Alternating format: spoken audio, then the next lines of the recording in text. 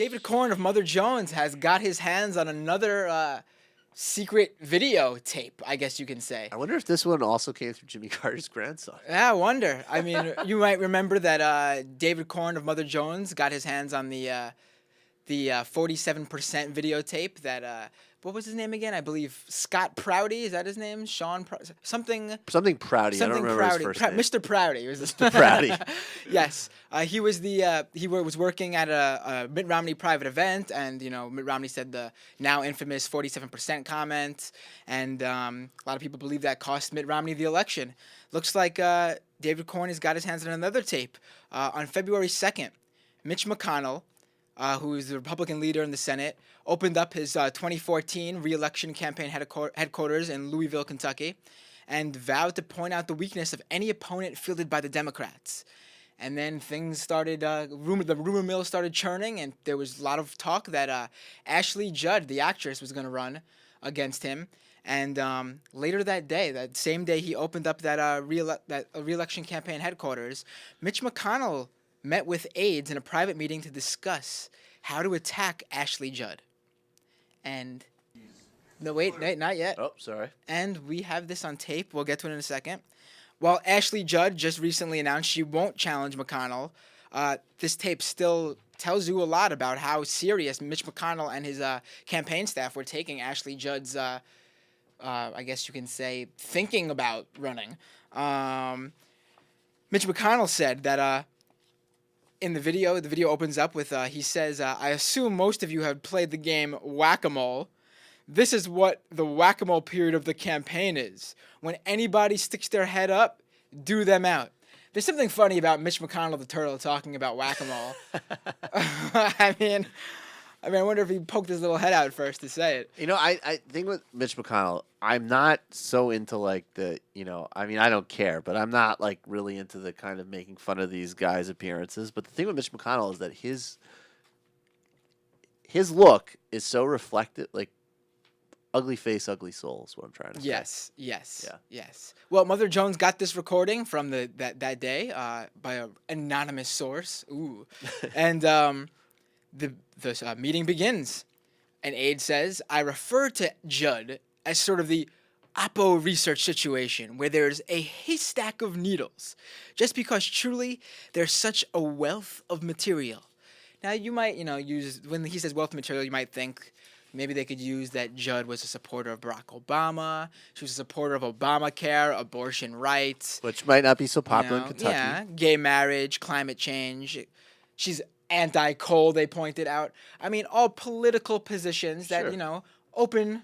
Totally fair Oppo research. Yeah, there you go. Totally open. But they decided to go further than politics and policy. They decided to go after her history of mental health. Play that audio. She's clearly, this sounds extreme, but she is emotionally unbalanced. It's a document that Jesse can go in chapter and verse from her autobiography about, she suffered some suicidal tendencies. She was hospitalized for 42 days, and she had a mental breakdown in the 90s. You know who else suffered serious depression and I think even thoughts of suicide? Who? Abraham Lincoln. Oh.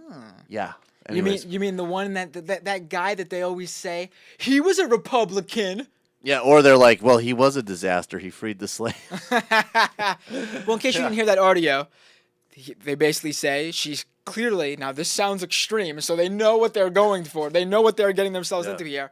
But she is emotionally unbalanced. I mean, it's been documented. Jesse can go in chapter and verse from her autobiography about, she suffered some suicidal tendencies. She was hospitalized for 42 days when she had a mental breakdown in the 90s. By the way, in her memoirs, which came out in 2011, Judd recounted her past bouts with depression, noting that she considered suicide as a 6th grader, and that as an adult she had checked into a rehab center for depression. Let's bring up her what she was going through in 6th grade, right? The McConnell aides continued, knowing that the possibility of doing more than attention, that they had to do more than just call attention to her history of mental illness. They decided to let's make her out to be a real weirdo and talk about how things like how she had some sort of sensory overload when she sometimes she has some sort of sensory overload when she comes back to the United States from overseas. basically she said how the American things, such as fuzzy socks and things like that, sort of overwhelm her when she comes home from I believe she has a home in Scotland. God forbid someone has a home overseas. Apparently, they attack her for that. But here's one that was interesting. They attacked her on the religion front because she was critical of traditional Christianity, because she sort of views it as as they put it, a vestige of the patriarchy. And there's this nugget of this is good.